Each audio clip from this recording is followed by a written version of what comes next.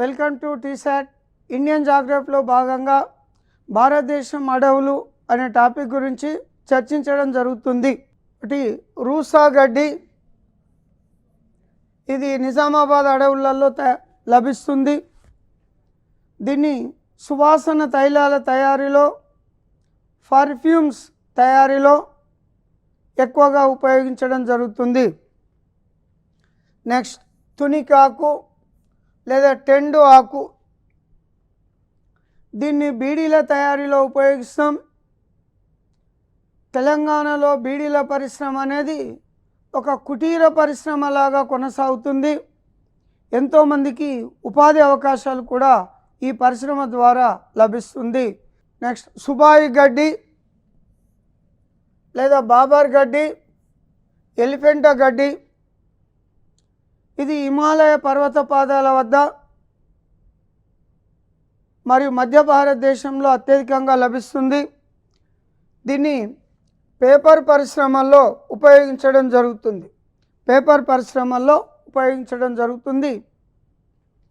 లక్క, ప్రపంచ లక్క ఉత్పత్తిలో భారతదేశం మొదటి స్థానంలో ఉంటుంది. మన దేశంలో జార్ఖండ్ రాష్ట్రం అత్యధికంగా లక్కను ఉత్పత్తి చేస్తుంది. లక్క బొమ్మలకు విశాఖపట్నం జిల్లాలోని ఏటికొప్పాక, లక్క బొమ్మలకు ప్రసిద్ధిగాంచిన ప్రాంతం విశాఖపట్నం జిల్లాలోని ఏటికొప్పాక ప్రసిద్ధిగాంచిన ప్రాంతం లక్క బొమ్మలకు. సాలిక్స్, విల్లోబి అనే చెట్ల కల్పను క్రికెట్ బ్యాట్ల తయారీలో, హాకీ స్టిక్స్ తయారీలో ఉపయోగించడం జరుగుతుంది.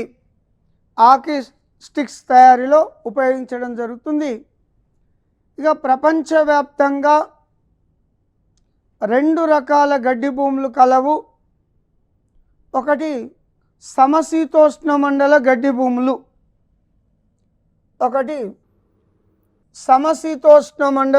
భూములు, ఇది 0 డిగ్రీ అక్షాంశం, భూమధ్య రేఖ 23.5 డిగ్రీల నుంచి 45 డిగ్రీల ఉత్తర అక్షాంశాల మధ్య మరియు 45 డిగ్రీల దక్షిణ అక్షాంశాల మధ్య ఈ రకమైన గడ్డి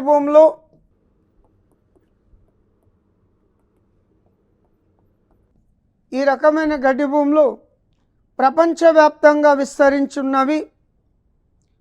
ఈ గడ్డి భూముల్లో గడ్డి మాత్రమే పెరుగుతుంది.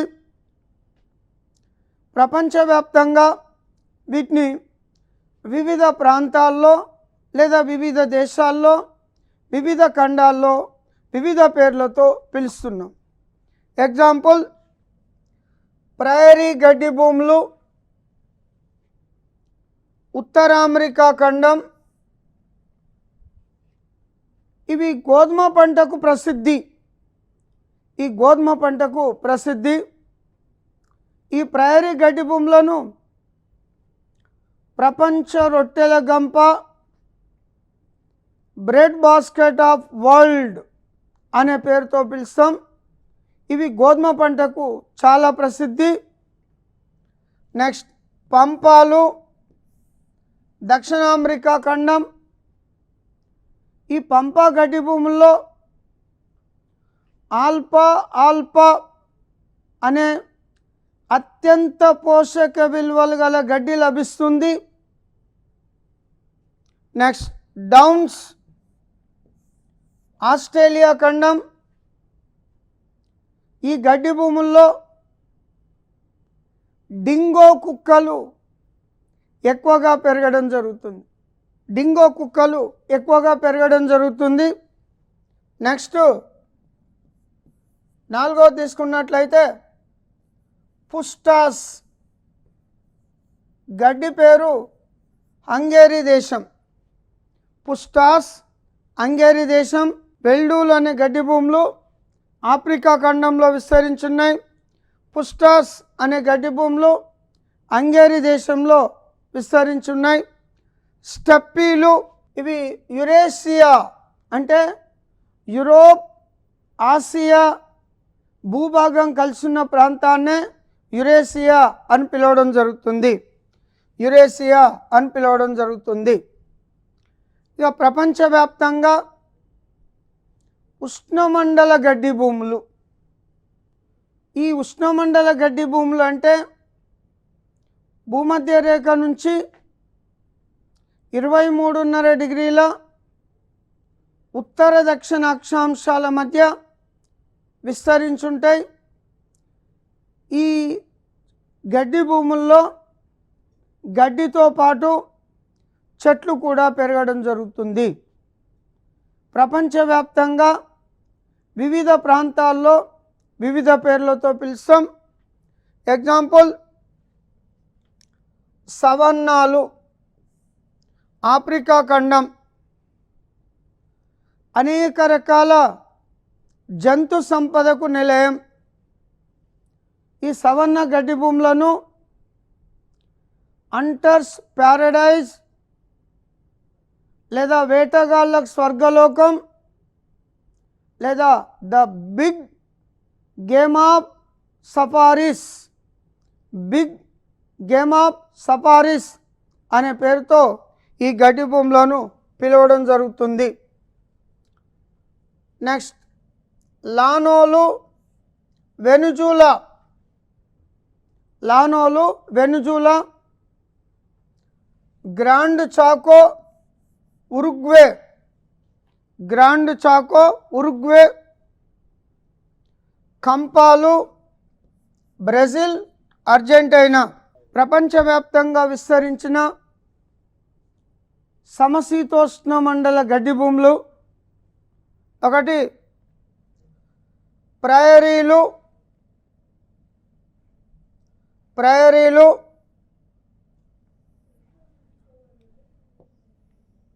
ఉత్తర అమెరికా ఖండం, పంపాలు, దక్షిణ అమెరికా ఖండం, వెల్డోలు, ఆఫ్రికా ఖండం, డౌన్స్, ఆస్ట్రేలియా, స్టెపిస్, యురేషియా. ప్రపంచవ్యాప్తంగా విస్తరించిన సమశీతోష్ణ మండల గడ్డి భూములు. ఉష్ణమండల గడ్డి భూములు కంపాలు, బ్రెజిల్, అర్జెంటీనా, సవన్నాలు, ఆఫ్రికా ఖండం,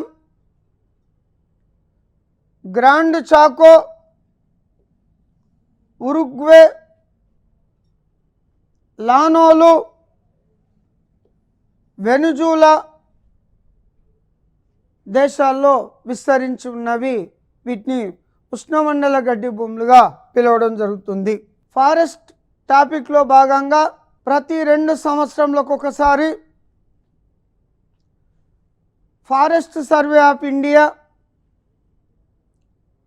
అడవులకు సంబంధించిన రిపోర్ట్ను ప్రకటించడం జరుగుతుంది.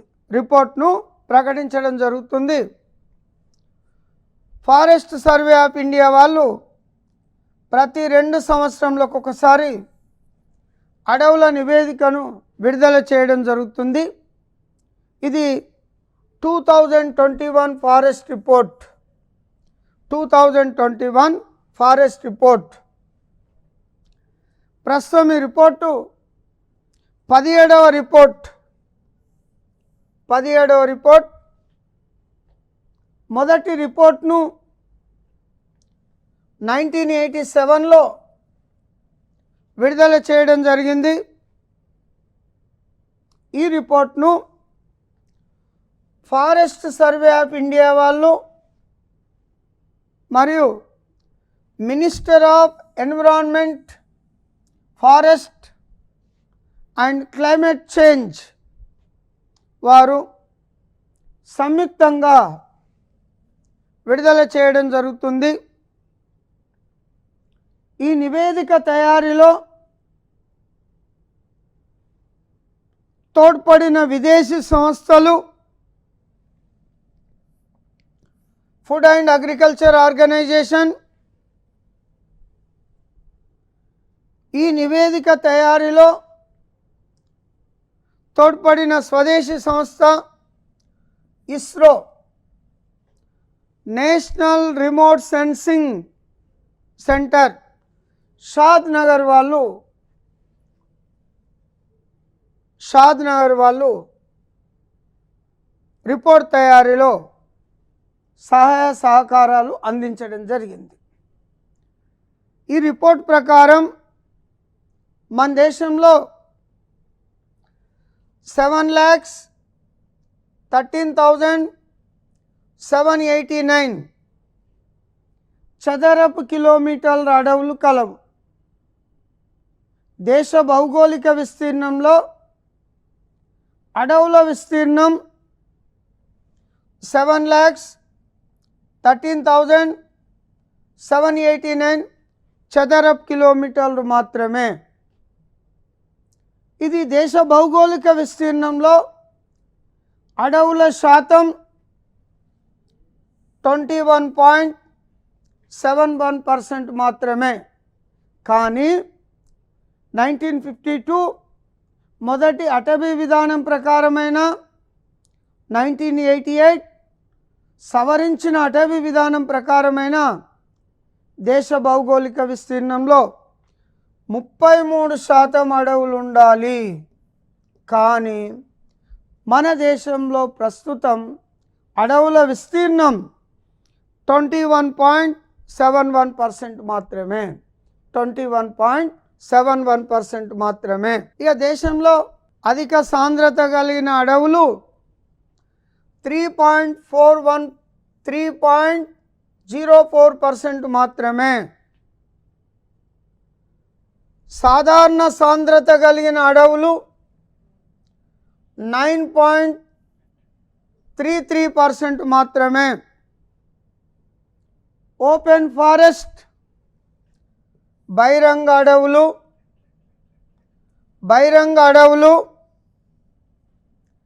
9.34% మాత్రమే. దేశంలో మొత్తం అడవుల విస్తీర్ణం 21.71% మాత్రమే. చెట్ల విస్తీర్ణం, చెట్లంటే మనం పెంచే వాటిని చెట్లు అంటాం. చెట్ల విస్తీర్ణం 2.91% మాత్రమే. మొత్తం అడవులు చెట్ల విస్తీర్ణం కలిపితే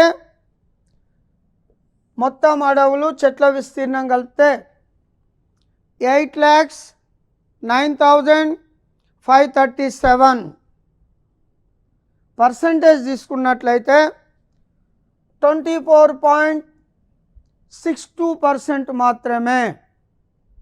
33% ఉండాలనుకున్నట్లయితే మన దేశంలో 24.62% మాత్రమే అడవులు కలవు. అంటే అడవుల విస్తీర్ణం అనేక అభివృద్ధి కార్యక్రమాల వల్ల తగ్గిపోతూ ఉండడం జరిగింది. పొదలు 1.4%, అడవులు లేని ప్రాంతం 76.87%. సో ఓవరాల్గా దేశంలో అడవులు మరియు చెట్ల విస్తీర్ణం 24.62%, అడవులు మరియు చెట్ల విస్తీర్ణం 8,09,537. 8,09,537. దేశంలో 1952 మొదటి అటవీ విధానం ప్రకారం మొత్తం భౌగోళిక విస్తీర్ణంలో 33% ఉండాలి. కానీ ఏ విధంగా చూసినా ఆ పర్సంటేజు ప్రస్తుత రిపోర్ట్ ప్రకారం లేదు.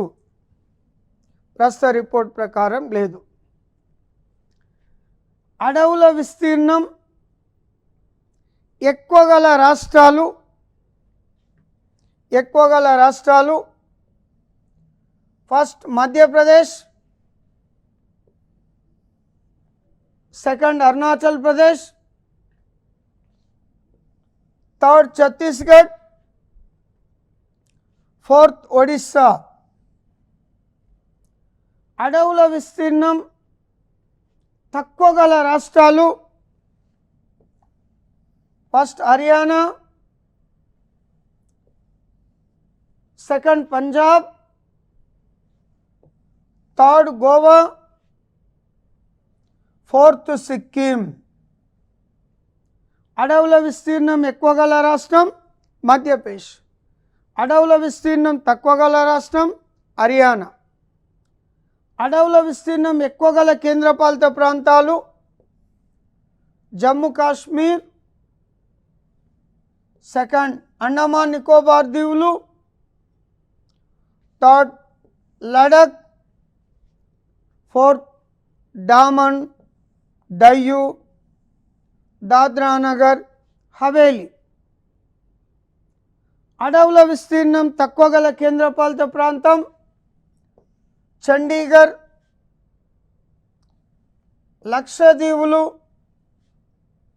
Next Puducherry, next Delhi. So ఓవరాల్గా అడవుల విస్తీర్ణం ఎక్కువ గల రాష్ట్రం మధ్యప్రదేశ్, అడవుల విస్తీర్ణం తక్కువ గల రాష్ట్రం హర్యానా, అడవుల విస్తీర్ణం ఎక్కువ గల కేంద్రపాలిత ప్రాంతం జమ్మూ కాశ్మీర్, అడవుల విస్తీర్ణం తక్కువ గల కేంద్రపాలిత ప్రాంతం చండీగఢ్. అడవుల విస్తీర్ణం ఎక్కువ గల రాష్ట్రం మధ్యప్రదేశ్, అడవుల విస్తీర్ణం ఎక్కువ గల రాష్ట్రం మధ్యప్రదేశ్, అడవుల విస్తీర్ణం ఎక్కువ గల కేంద్రపాలిత ప్రాంతం జమ్మూ కాశ్మీర్, జమ్మూ కాశ్మీర్.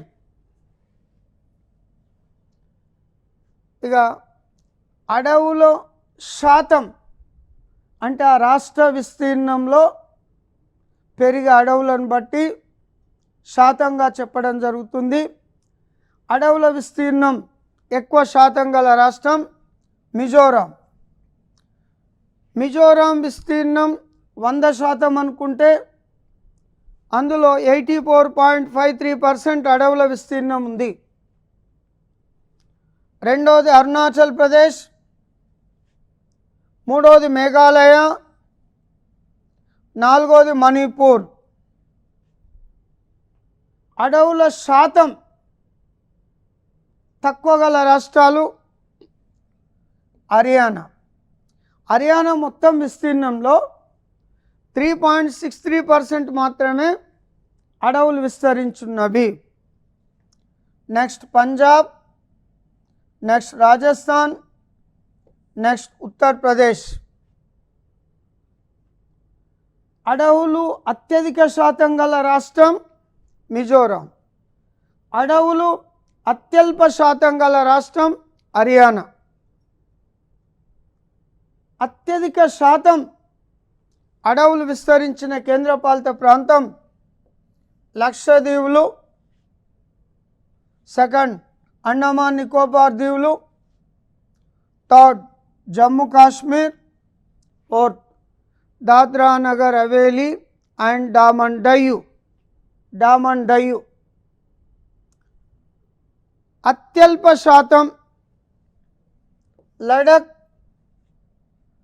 రెండవది పుదుచ్చేరి పాండిచ్చేరి, మూడవది ఢిల్లీ, నాలుగవది చండీగఢ్. ఓవరాల్గా చూసినట్లయితే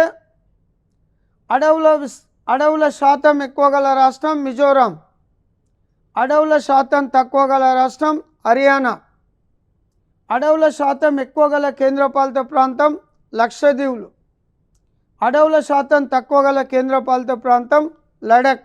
భారతదేశంలో అనేక అభివృద్ధి కార్యక్రమాలకు భూములను ఉపయోగించడం వలన అడవులను పెద్ద మొత్తంలో నరికేసుకుంటూ అభివృద్ధి కార్యక్రమాలను చేపట్టడం జరుగుతుంది. భారతదేశం ఈశాన్య ప్రాంతంలో అడవుల విస్తీర్ణం రాను రాను తగ్గిపోవడం జరుగుతుంది. దక్షిణ భారతదేశంలో అడవుల చెట్ల పెంపకం పెరగడం వల్ల దక్షిణ భారతదేశ రాష్ట్రాల్లో అడవుల విస్తీర్ణం కొంతవరకు పెరగడం జరుగుతుంది. ఇక కొన్ని రకాలైన అటవీ ఉత్పత్తులపై అడవుల్లో నివసించే గిరిజన తెగలు ఆధారపడడం జరుగుతుంది. వారికి ఉపాధి అవకాశాలు కూడా కల్పించడం జరుగుతుంది. జరుగుతూ ఉంటుంది. దేశవ్యాప్తంగా 5వ పంచవర్ష ప్రణాళిక కాలంలో సామాజిక వనాల పెంపకం అనే కార్యక్రమాన్ని చేపట్టి దేశవ్యాప్తంగా 6వ పంచవర్ష ప్రణాళిక కాలంలో ఉధృతంగా చేపట్టడం జరిగింది. ఈ సామాజిక వనాల పెంపకం ప్రధాన ఉద్దేశం మన అవసరాలకు అనుగుణంగా మనకు అవసరమయ్యే అనేక కల్పనిచ్చే చెట్లను పెంచే ప్రోగ్రాంనే సామాజిక వనాల పెంపకం అని పిలుస్తాం. సపోజ్ టేకు కల్ప అనేది అనేక రకాల పనిముట్ల తయారీలో, ఫర్నిచర్ తయారీలో ఉపయోగిస్తాం. టేకు కల్ప కావాలంటే ప్రధాన అడవులపైన ఆధారపడకుండా మనకు అవసరానికి అనుగుణంగా టేకు చెట్లను పెంచే కార్యక్రమాన్నే ఇది సామాజిక వనాల పెంపకంలో భాగంగా చేపట్టడం జరిగింది. నెక్స్ట్ వెదురు, ఇది అనేక పరిశ్రమల్లో ఉపయోగిస్తాం, అనేక రకాల వస్తువుల తయారీకి ఉపయోగిస్తాం. ప్రధాన అడవులపై ఆధారపడకుండా వెదురును విరివిరిగా పెంచినట్లయితే మన అవసరాలకు ఉపయోగకరంగా ఉండడం జరుగుతుంది. నెక్స్ట్ దీని తర్వాత ఎర్ర చందనం లేదా రక్త చందనం కూడా పెద్ద మొత్తంలో వివిధ ప్రాంతాల్లో వీటిని ప్లాంటేషన్లు పెట్టి పెంచడం జరుగుతుంది. ఇక గ్రామీణ అవసరాలకు అవసరమయ్యే అనేక రకాల వృక్షాలను కూడా సామాజిక వనాల పెంపకంలో భాగంగా చేపట్టడం జరుగుతుంది.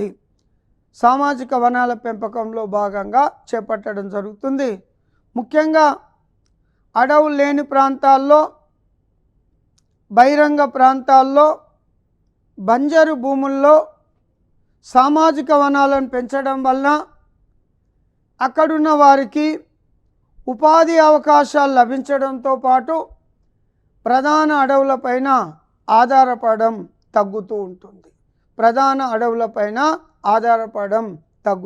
ఉండడం జరుగుతుంది. ఇక కొన్ని రకాల పనిముట్ల తయారీలో అనేక రకాల అడవుల్లో లభించే చెట్లను ఉపయోగించడం జరుగుతూ ఉంటుంది. ఎగ్జాంపుల్, రబ్బర్ చెట్లను సహజ రబ్బర్ తయారీలో ఉపయోగిస్తాం. గంధపు చెట్లను ఆయిల్ తయారీలో, అనేక రకాల పర్ఫ్యూమ్స్ తయారీలో ఉపయోగించడం జరుగుతుంది. సింకోనా చెట్ల నుండి క్వినైన్ అనే మందును తయారు చేస్తాం. మలేరియా నివారణ కొరకు ఉపయోగించడం జరుగుతూ ఉంటుంది. క్రికెట్ బ్యాట్ల తయారీలో, హాకీ స్టిక్స్ల తయారీలో సాలిక్స్, విల్లోబీ అనే వృక్షాలను ఉపయోగించడం జరుగుతుంది. ఇది అడవులకు సంబంధించిన ప్రధానమైన సమాచారం ఇవ్వడం జరిగింది. ఇండియన్ జాగ్రఫీలో భాగంగా అడవులు, వన్యమృగ సంరక్షణ కేంద్రాలు, బయోస్పియర్ రిజర్వులు, జాతీయ పార్కుల గురించి చర్చించడం జరిగింది. మరొక టాపిక్ను నెక్స్ట్ క్లాస్లో డిస్కషన్ చేయడం జరుగుతుంది.